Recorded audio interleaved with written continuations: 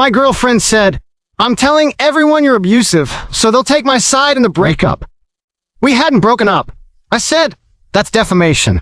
Then I installed security cameras throughout my house, recorded everything, and when she made her claims, I released the evidence. When her own friends apologized to me, I, 29 male, own a small electrical contracting business. I employ 6 guys. I drive a truck that's paid off. I have a house with a mortgage that I'm 3 years into. I'm not rich. I'm not some legal genius. I'm a normal dude who goes to work at 6 a.m. and falls asleep watching YouTube at 10 p.m. I'm telling you this because what happened to me could happen to literally any guy, and it almost destroyed everything I built. My girlfriend and I had been together for about 2 years. She moved into my house about 8 months in. Her lease was ending. Things were going well. It made sense. She didn't pay rent, which was my choice. I told her to save her money, build her savings, and she could cover groceries and utilities. Looking back, yeah, I set myself up, but I was in love, and I thought we were building something. Things started getting rocky around month 14. She wanted to go out more than I could afford. She started making comments about how her coworker's boyfriend took her to this restaurant, bought her that bag, planned this trip. The comparison stuff. I told her flat out, "I'm not those guys. I have a business to run and a mortgage to pay." She'd pout for a day, and then we'd move on. Classic cycle. Around month 18, the fights got worse. She started picking fights over nothing. I loaded the dishwasher wrong. I didn't text her back fast enough during a work day where I was literally on a ladder wiring a panel. I forgot to get the specific brand of oat milk she likes. Just constant friction. I suggested couples counseling. She said, "We don't need a stranger telling us how to talk to each other." All right. Then came a night that changed everything. About 3 months ago, we had an argument about me not wanting to go to a friend's birthday dinner on a Tuesday night when I had a 5:30 a.m. job the next morning. Normal disagreement. Annoying but normal. She went to the dinner. Fine. She came home around midnight. I was half asleep. She sat on the edge of the bed and said, completely calm, not yelling, not emotional, just matter of fact, "I've been thinking. If we ever break up, I'm going to tell everyone you were abusive. My friends, your clients. That way nobody takes your side." I sat up so fast I almost pulled something. "What did you just say?" "It's just smart. Women are always believed. I'd be stupid not to use that. It's nothing personal. We're not even breaking up." "Why would you say that?" "I'm just being honest. I'd rather you know up front so you think twice before you ever try to leave me." I stared at her for a solid 10 seconds. She rolled over and went to sleep like she'd just told me what she wanted for dinner. I didn't sleep that night. Not 1 minute. I lay there running through every scenario. If she did this, if she actually told people I was abusive, who would believe me? In my line of work, reputation is everything. My clients are homeowners, property managers, small businesses. One accusation and half my contracts disappear. It wouldn't matter if it was true. The accusation alone would be enough. By 5 a.m., I had a plan. The next morning, I called a lawyer. Not my buddy who does wills and closings, an actual litigation attorney who handles defamation cases. Consultation cost me $300 for an hour, worth every single penny. I told him exactly what she said. He told me 3 things. 1, verbal threats are hard to prove. 2, if she follows through, it's potentially defamation per se if she accuses me of a crime I didn't commit. 3, document everything starting now. That same week, I bought a home security camera system. For cameras, 1 in the living room, 1 in the kitchen, 1 covering the front door, and 1 in the hallway. All visible, all in common areas, nothing in the bedroom or bathroom. I also downloaded a call recording app for my phone. My state is one-party consent, so I only need my own permission to record. My lawyer confirmed this twice. When she asked about the cameras, I said package thieves have been hitting the neighborhood. Plus, it's good for the business insurance. She barely blinked. Didn't even question the indoor cameras. She was too busy scrolling through shopping sites on her phone to care. For the next 6 weeks, I recorded everything. Every conversation, every argument, every calm evening watching TV. I got footage of us cooking dinner together, laughing at a movie, her asking me to rub her shoulders. Normal couple stuff. But more importantly, I got footage of her starting arguments over nothing, screaming at me while I sat there calmly on the couch. And this is the big one, throwing a coffee mug at my head during an argument about me working on a Saturday. The mug hit the wall behind me. She didn't apologize. She said, maybe if you ducked faster, you wouldn't have to worry about it. All on camera. Crystal clear audio. I also kept a dated log. Every argument, what caused it, what was said, her exact words when she could remember them. I had text messages where she threatened me. One text said, keep it up and I'll make sure your mother thinks you hit me. Another said, my friends already think you're controlling. It wouldn't take much. I screenshot everything and emailed it to myself and my lawyer. 6 weeks of documentation. And I sat back and waited. I didn't have to wait long. 3 weeks ago, she went out with her friends on a Friday night. She came home at 2 a.m., which, whatever, I don't control her schedule, and was drunk enough that she forgot the cameras existed. She called her best friend on speaker while sitting on the kitchen counter. I was asleep upstairs. The kitchen camera caught the whole thing. She told her friend that she was done with me, that I was boring and cheap, and that her exit strategy was ready. She said, and this is on video, I already told my mom he grabbed me last month. Once I tell her friend group, he's done. Nobody's going to side with the boring electrician over a crying woman. I'll get to stay in the house for at least a few months while he figures out what to do. She wanted my house. Not through any legal means. Just through social pressure. Make me look like a monster. Make me too ashamed to kick her out. Squat in my home while I eat the damage. I downloaded that video 3 times. Backed it up on a hard drive, in my email, and on my lawyer's secure server. Then I went to sleep. Peacefully, for the first time in weeks. More in the update. I know this is long, but it gets way worse before it gets better. Update 1. 8 days later. Okay, so a lot of you told me to move fast. I did. Here's what happened. The Monday, after I got that kitchen video, I met with my lawyer in person. He reviewed everything. The cameras, the texts, the kitchen recording, my written log. He said I had one of the best documented cases he'd seen in his career, and that I should proceed with ending the relationship, but do it carefully. His advice, don't kick her out without proper notice, because even though she's not on a lease and doesn't pay rent, in my state, she's considered a resident after 30 days, and I'd have to formally evict her. Yeah, let that sink in. She could accuse me of abuse, and I'd still legally have to give her 30 days notice. The system is fantastic. So I serve her a formal 30-day notice to vacate. Not verbally, in writing, delivered by my lawyer. She came home from work on Tuesday to find a letter on the kitchen counter. She lost it. You're evicting me? Are you serious right now? After everything I've done for this relationship, I was standing in the living room, camera rolling. I kept my voice dead even. I think we both know this isn't working. I've given you 30 days to find a new place. I think that's fair. Fair? I'm moving here for you. I gave up my apartment for you. And now you're throwing me out like garbage. You didn't give up your apartment for me. Your lease ended and you chose not to renew. You don't pay rent here. Oh, so now you're throwing money in my face. I'm stating a fact. She went to the bedroom and slammed the door so hard the hallway camera rattled. For the next 3 hours, she called everyone she knew. I could hear her through the door. The narrative had begun. By Wednesday morning, my phone started blowing up. Her best friend texted me. I can't believe you'd put your hands on someone who loved you. You're disgusting. Her sister called and left a voicemail calling me a woman beater. Her mom, this woman who I'd sat across from a Thanksgiving dinner, who I'd fixed the wiring in her garage for free, sent me a text that said, real men don't hit women. Don't ever contact this family again. I didn't respond to any of them. My lawyer said to let the fire burn for a few days.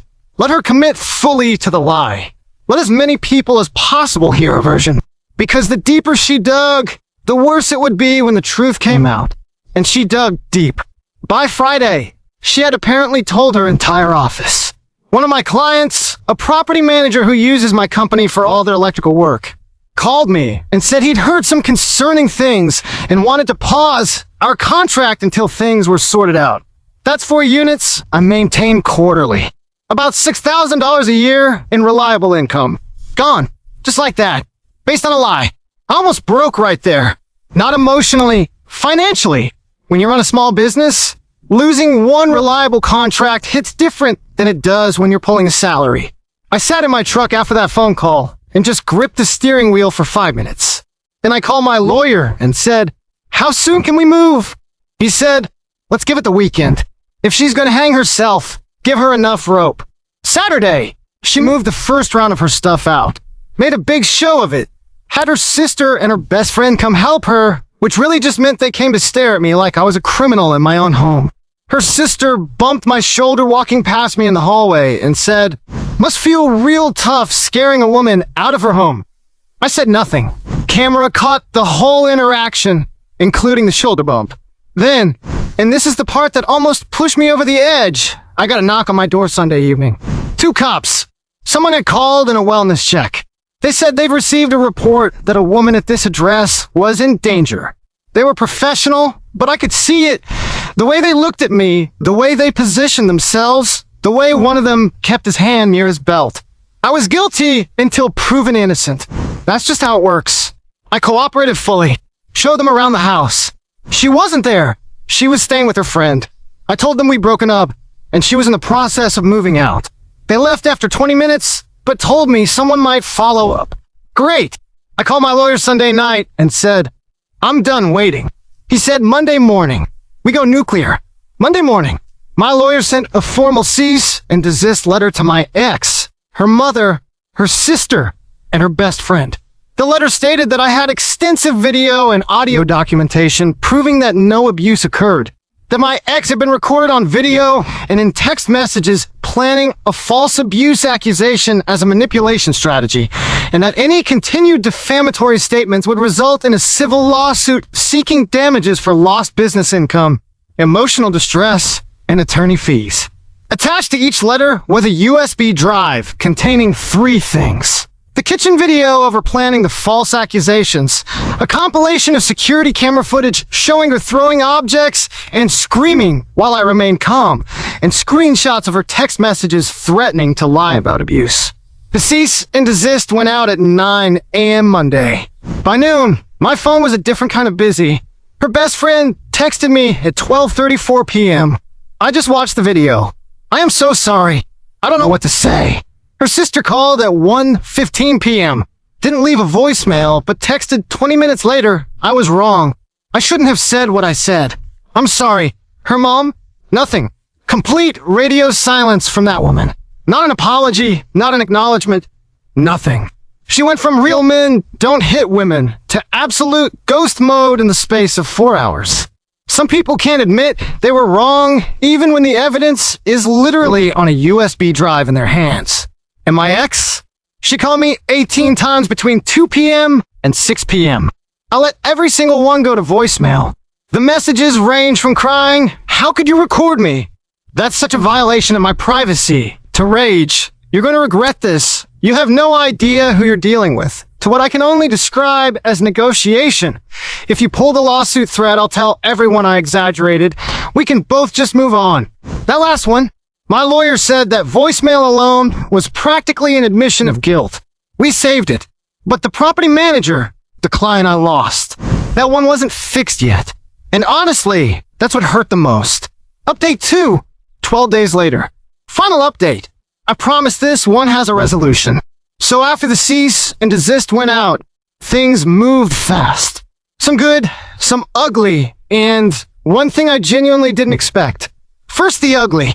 My ex did not go quietly. The day after she got the letter, she showed up at my house during her remaining time in the 30-day notice period and brought her mom.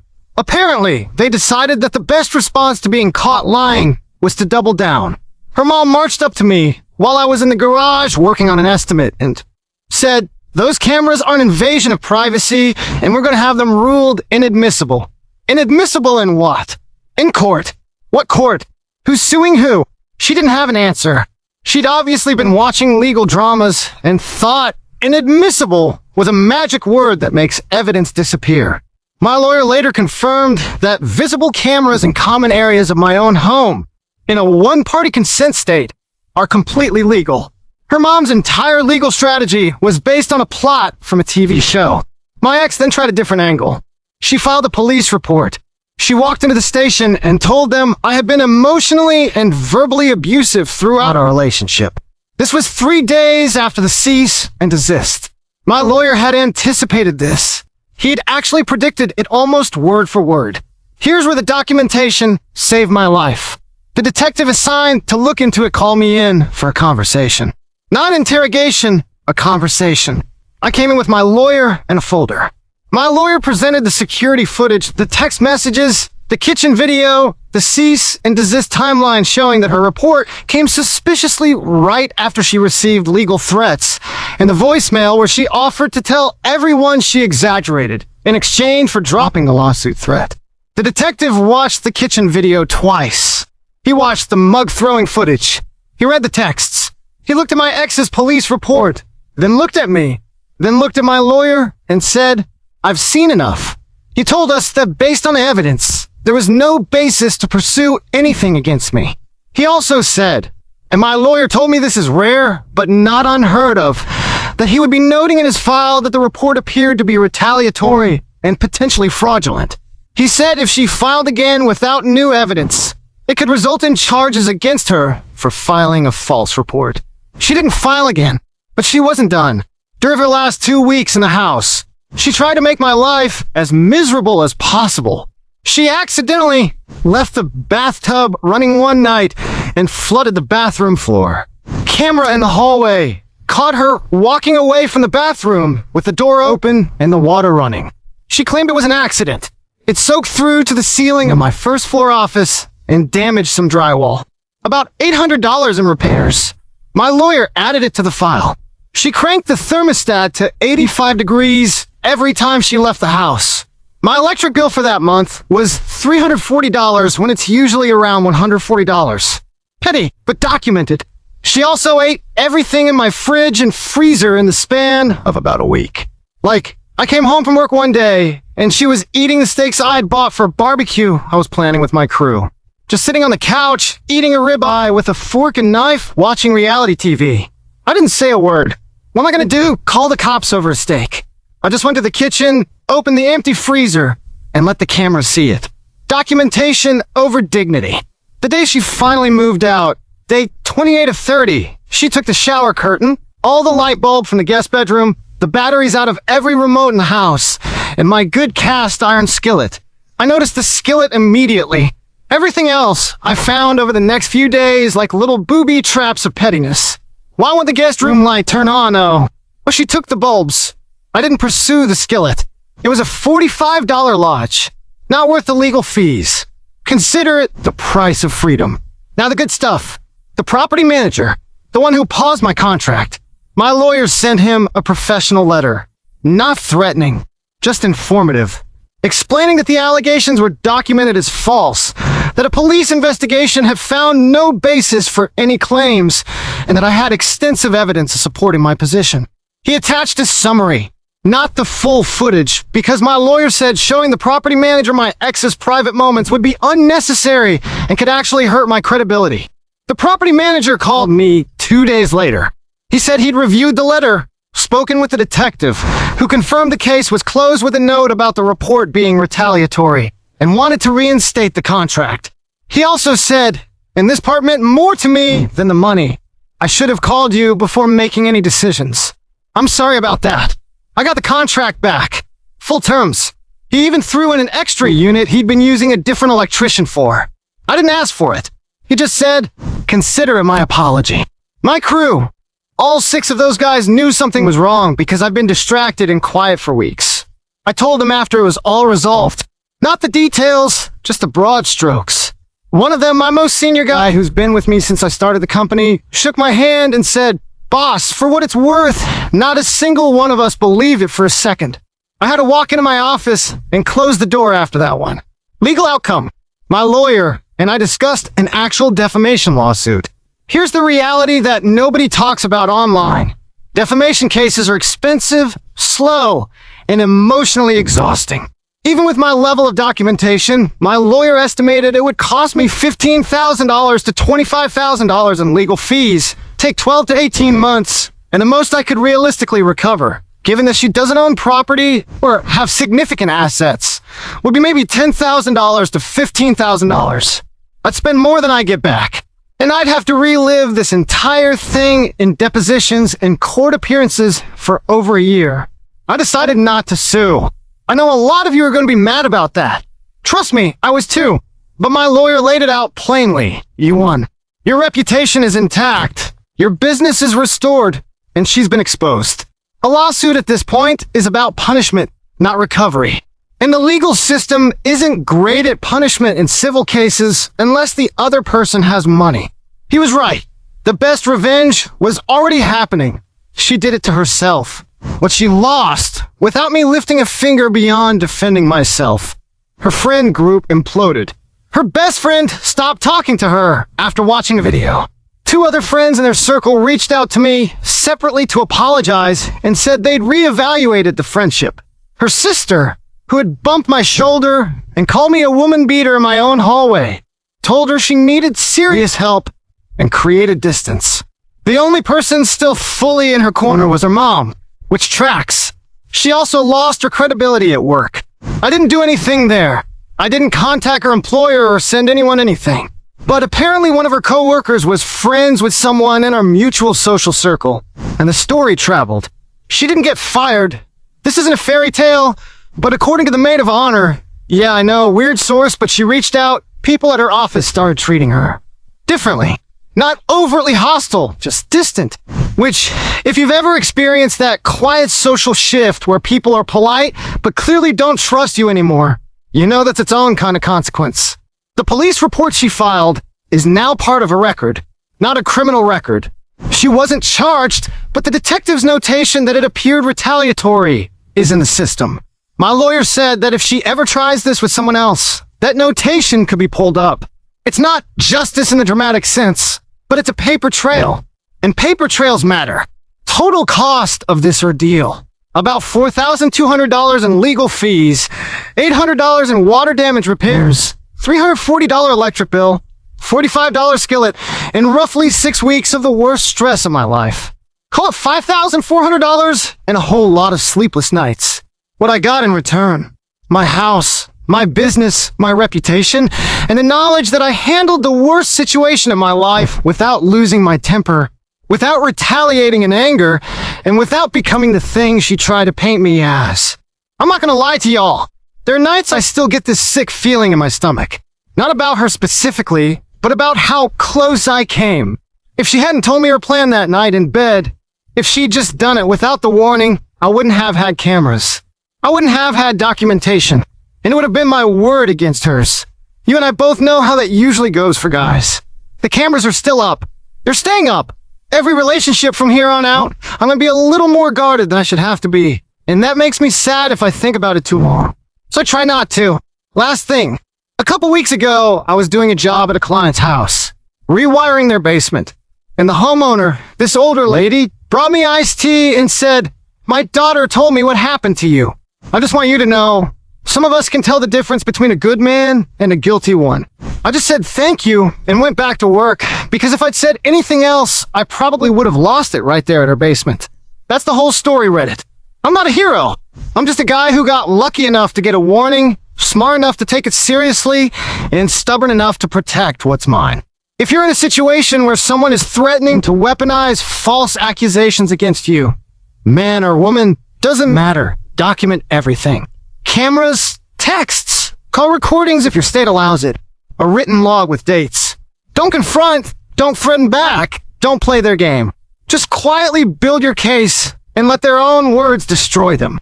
And get a lawyer, a real one, not your cousin who watches court shows. That's it from me. Thanks for listening.